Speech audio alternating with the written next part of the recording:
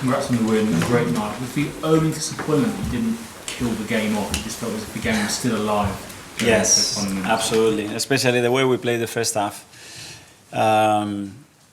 How determined, how brave we were, the quality that we showed against this kind of opponent to be so dominant, score the 2 goals. And then we wanted a different second half probably, continue to be that dominant and with the ball to be a bit more composed than we were. We had 3 big chances to score the third one and probably that would have killed the game. It didn't, by credit to them as well, and the changes that they made, the adaptations that they make, and they forced us to play again in a different area of the pitch that obviously we had more problems as well after to win territory and to continue to play in the way we did the first half. And Havertz, when he's in this form, is he really unstoppable? Just the way he's so powerful in the air. So powerful, but as well he's so intelligent. The way he occupies the spaces, the way he glides everything together, his work ethic. And now he's around the box and you have the feeling that he's going to score a goal. The goal was superb. I think overall the performance was really good as well from him. So really pleased with that. Is Jurriën Timber okay? Because it was a surprise when he came off after playing so well in the first half. Yeah, he was unbelievable in the first half, but he felt something muscular and he wasn't certain. So I didn't want to take any risks. He's been out for a year. He's played a lot of minutes, probably more minutes than we wanted in the last few weeks, and we have to manage him. Mikel, when do you start looking at the 36-team league table? I mean, are you looking at it tonight, or is it still too early to kind of worry about that? It's too early, I think, as well. Everybody has to play a lot of different and difficult games, home and away. We have to adapt to that. We don't still know, how many points you need. The only thing you can focus on is to perform and try to win your own games. What we've done tonight, and carry on doing it, and now focus on the Premier League. Do you feel there's the same sort of jeopardy and significance to these early round games as there was last season in the 4-team group? I don't know. We all want to be, at the very top, to play less games and to have, after the capacity to have better draws. It's going to be a long journey, I think. Mikel, Bukayo has just been on TV saying he thinks this is Arsenal's year. What do you think of that comment? And do you agree with him? Well, the players feel that we are in the right direction and they believe in what we do. Is a great sign. It's a night to be really happy because we play one of the best teams in the world for sure, and to be able to perform and win in the way that we did, I think it's a really good sign for the team. Obviously a chance to give Mikel Merino his debut tonight. How good was that, and how do you think he got on? Really good, because as I said, he joined us first session, he gets injured. He had only one session with us. He was ready. He was really willing to be part of it today, and obviously with the injuries and the changes that we had to make, we believe that he was the player that could help us in that phase, and I think he's done really well. George from BBC at the back. Mikel, hello. I just wondered, how do the players feel in terms of probably the Champions League now and beating a team like PSG at home, and they were very streetwise in the way they saw the game out? What did you make of that?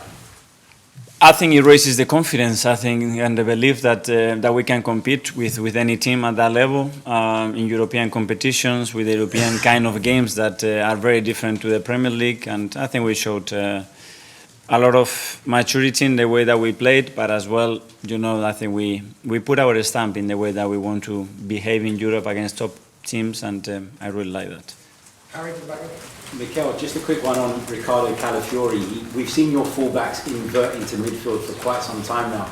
At times in the first half, it looked like he was playing like a number 10. Was that something you instructed him to do, or was that something you took him on? Yes, he has the capacity to occupy different spaces. He's really comfortable with that. He's already done that in Italy, and that's why we signed him. First of all, because he's a great defender. He's got this presence, this energy, and this full commitment in the reaction that he does.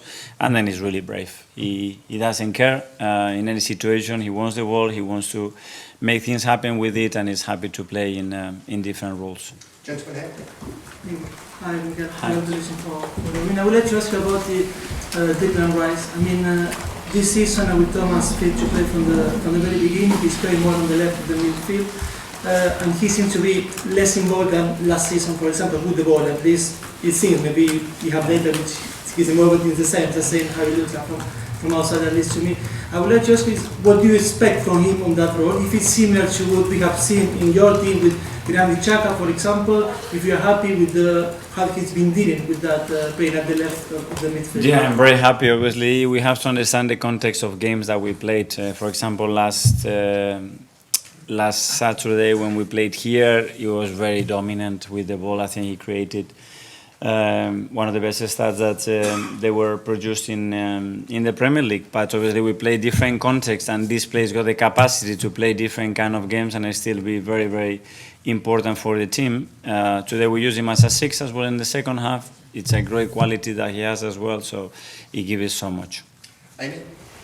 Hi Mikel, you used the word maturity just now talking about your team. When you look at them before sending them out for a game like this, do you feel differently to last season in the Champions League, that they've found something new about how they want to attack this competition that maybe was harder to do first year back after so many years? I sensed it differently yesterday as well, and the way we were preparing the game and how they wanted the level of focus. But I think they wanted to prove a point tonight as well against the top teams at home. We can be ourselves and we can be very dominant as well. And it's another step. We have to continue to do that. Okay, right, last two, Tom. Yeah, just a similar theme. Do you think the players needed a big win like this against a big team to kind of feel that belief that they can beat the biggest club? I think so, and it creates as well these special nights at the Emirates and European nights against big clubs, you know, and that belief is something that lifts the energy and lifts the spirit of everybody. And first of all, it's about believing that you can face those incredible teams and you have a really good chance to beat them, and you are good enough to do that. So I think it's going to be very helpful. Finally, Sammy. As Amy said, obviously only your second season in the Champions League, but there seemed to be like a bit of a calm and control about your team tonight, particularly in the second half when they were maybe coming on to you a little bit more. That must have been something that impressed you. It did, and especially as well because the result at halftime was similar to a few days ago, and then what happened, and managing emotionally that and staying in the game in the way that we had to do, I was really impressed and happy with that, even though there were still, especially in the second half, things that we must do much better. On AM, on DAB, via the talkSPORT app and on your smart speaker. talkSPORT.